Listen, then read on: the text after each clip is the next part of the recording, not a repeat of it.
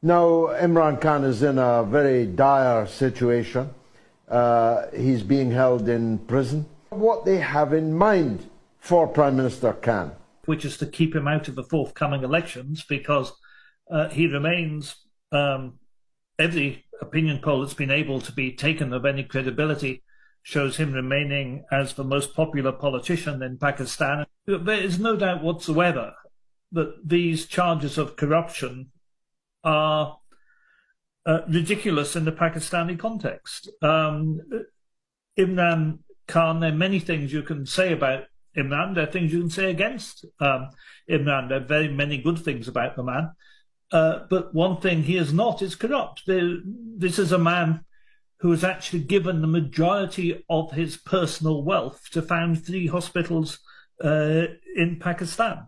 He is not somebody who's going to spend his time trying to grab a 3 Rolex watch from the Kingdom of Saudi Arabia or something along those lines. These charges relating to gifts, when you compare them to the massive looting of the Pakistani state carried out by the Sharif family over the years, these charges are perfectly ridiculous.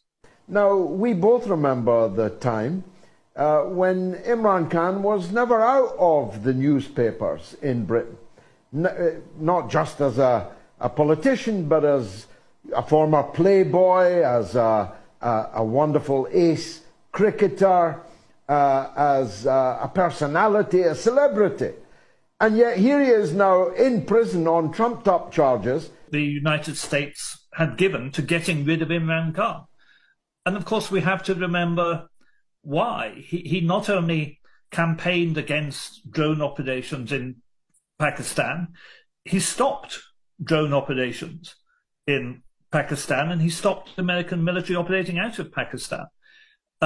He moved to get his oil supplies from Russia instead of from the Gulf states, and moved to stop paying for oil in dollars.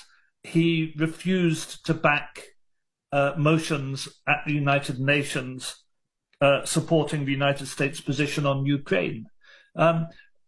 So, here you have this person who had a very strong international profile, as you say, and a high degree of international credibility, while a person widely appreciated and looked up to in the developing world, who was seen as a threat to the United States, and they've managed to get rid of him, and that requires maximum suppression. I mean, of course, in a way, this is meant to be an example to other leaders, that if you don't jump when the United States says jump, when the United States insisted in public that Pakistan vote for a motion condemning Russian action in Ukraine, Imran Khan replied saying, "Are we slaves?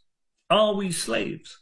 And the Americans can't stand people turning around to them and saying, "Are we slaves?" Because the truth hurts, and the truth is they do treat the developing world like slaves. They don't accept the developing world has a right to its own opinion, to its own ideas, and to an anti-imperial, anti-colonial background or way of thinking.